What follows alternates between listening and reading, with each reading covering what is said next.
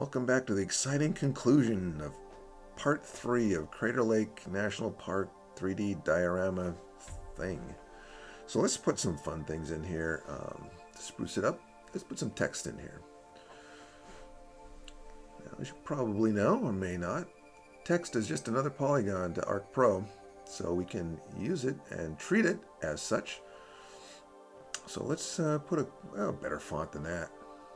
There's so many great fonts that we should make use of them. But if we find Copperplate Gothic Light, that looks kind of retro and maybe touristy or something, right? That looks better.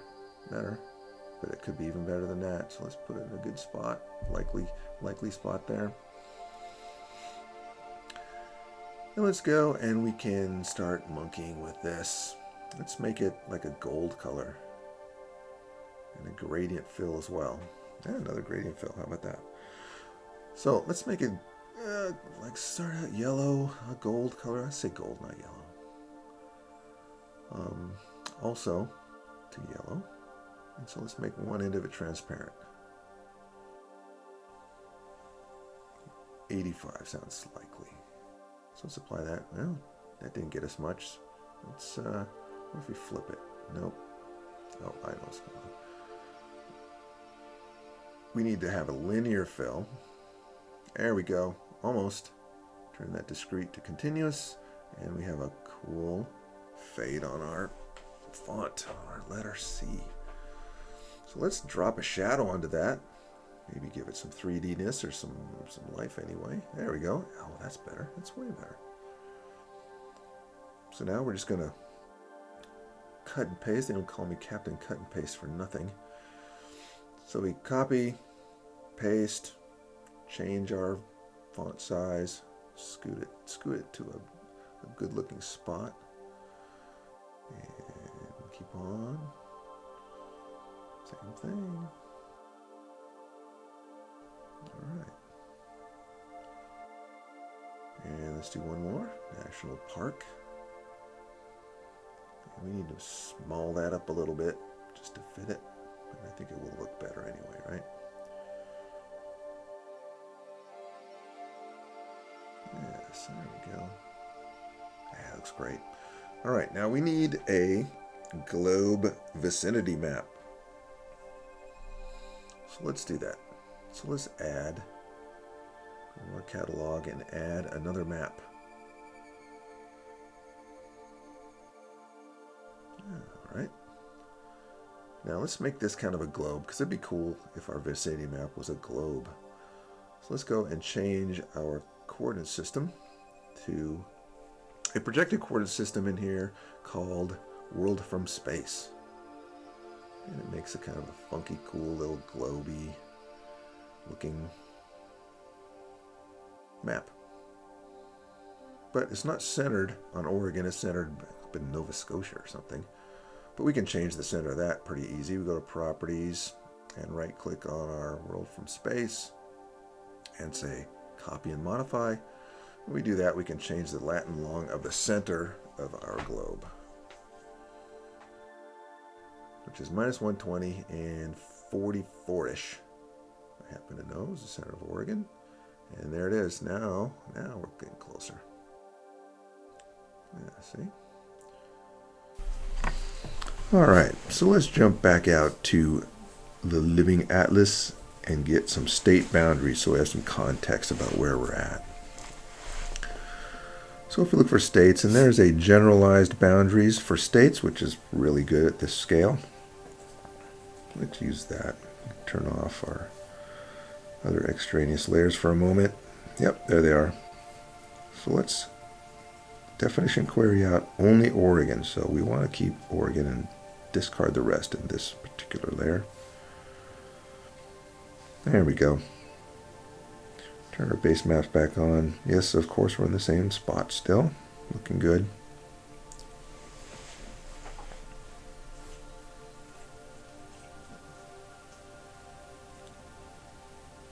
So let's copy this, and if you control drag, you can control. Sometimes it doesn't work, so I'll copy and paste. Simple solutions for a simple guy like me.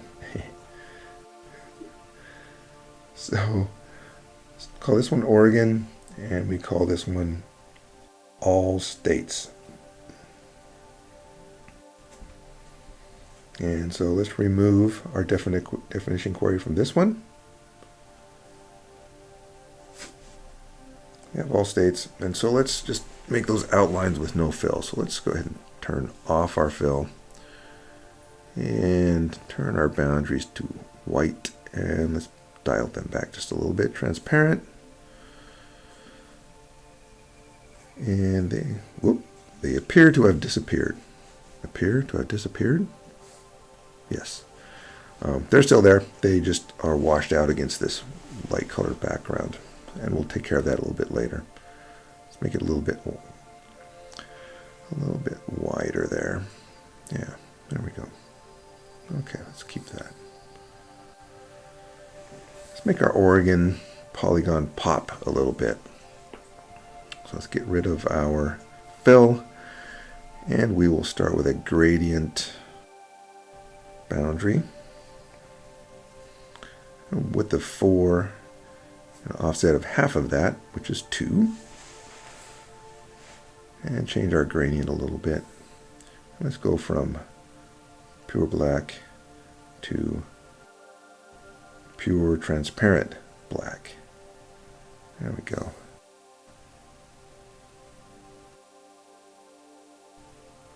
So let's copy that one we just made.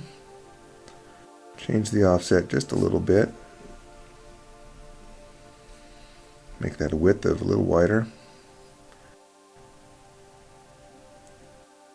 8.5 of that offset is 4. There we go. Okay, now we're getting somewhere. Now we're getting somewhere.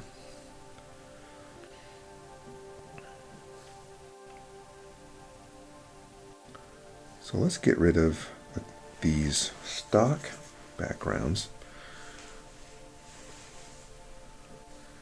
Back to the Living Atlas, and let's look for Firefly. It's one I use quite often, and it's a nice, darker kind of a base map. Yeah, way better. Way better. Let's copy that and put it into our map. Down below. Now, see? Now we're starting to get a good looking vicinity.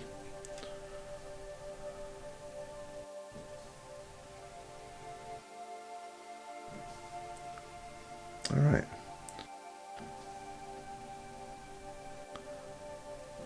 Looks pretty good, but let's make this a little more globy and convert that also to a global scene. And once we have it in a global scene, we can spin that globe and twist it however we see fit. So let's go in there, turn off our stars and halos, but add atmospheric effects. Looks like a weatherless globe. Nice, we can use that. So let's add that to our map frame.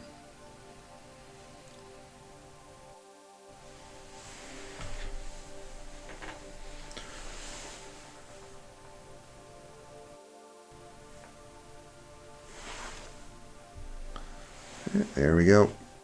We're in. It's kind of far away, so let's activate that and zoom it just a little bit. Actually, more than a little bit. Something that looks like you can still see the globe, but also still understand where we're at. There we go. I think that's good. So let's close that activation. Move that map frame underneath, and now it's hiding underneath. Very cool. Stretch it up so we see the globe. There's no cutoff area. Yeah, call that good. Very nice. Okay.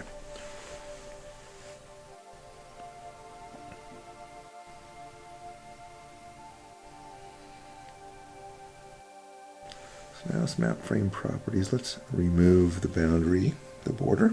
No border. Okay, lots better. And now more cut and paste. Move that down here. Let's shrink that to a reasonable size so it all fits.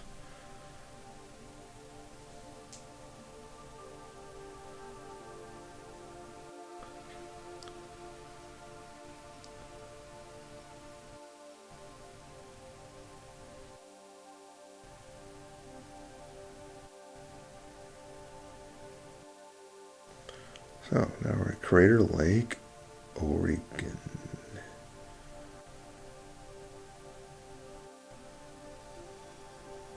Let's make yet another polygon on top of our layout.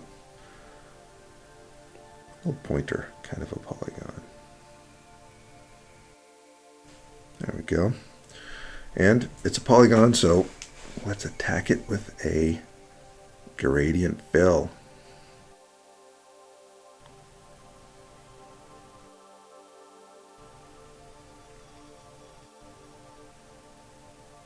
There we go. And let's move this.